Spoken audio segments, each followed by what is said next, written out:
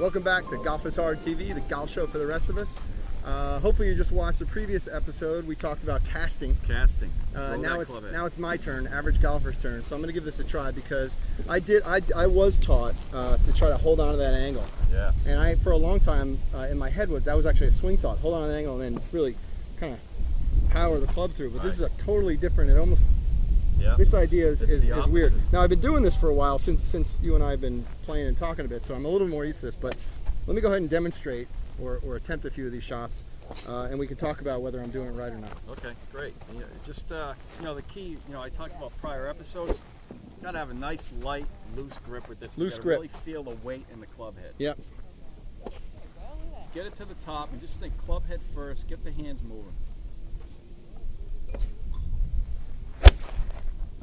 Beautiful right there. I mean, that's a draw. Marc, I could tell you, folks, that Marc used to he sliced the ball last year and even early this year. And all the time, that was every a draw shot right there. Yeah. I mean, there's no. Go ahead, take the club back and hold it. Hold it up top. Yep.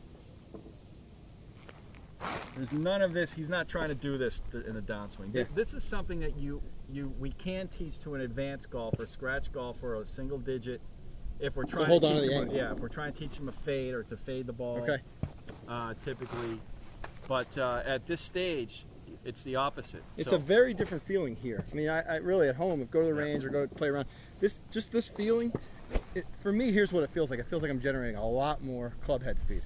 Yep. I don't know if that's true or not. That's what it is. Now, let me tell you where I learned this before you hit another one. The first place I read this was Wait, stop. Great.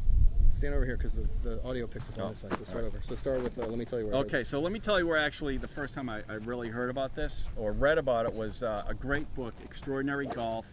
Fred Schumacher is the author. I think you've mentioned that book on the show before. Yeah, the guy. I mean, it's an outstanding book. So he talks about this, and he talks about when he used to teach, he would have his students actually throw the club out on the range. Really? Like release it during the swing without a ball.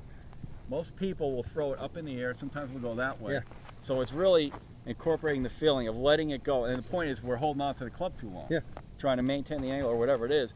So it's really throwing the club out and really, and then a friend of mine I was teaching with out, and I grew up with him, Sean Hester. We worked together out in Arizona for a while.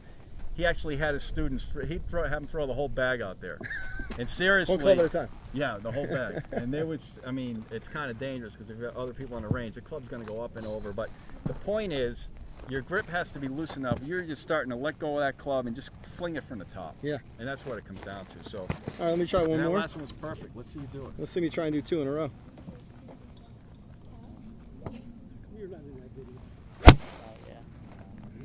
Good. A little heavy behind it, yeah. Which is why the posture is so important. But you still rotated that face right through.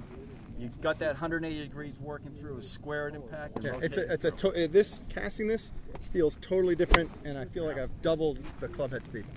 There you have it. Golf is Hard TV. We'll see you next time.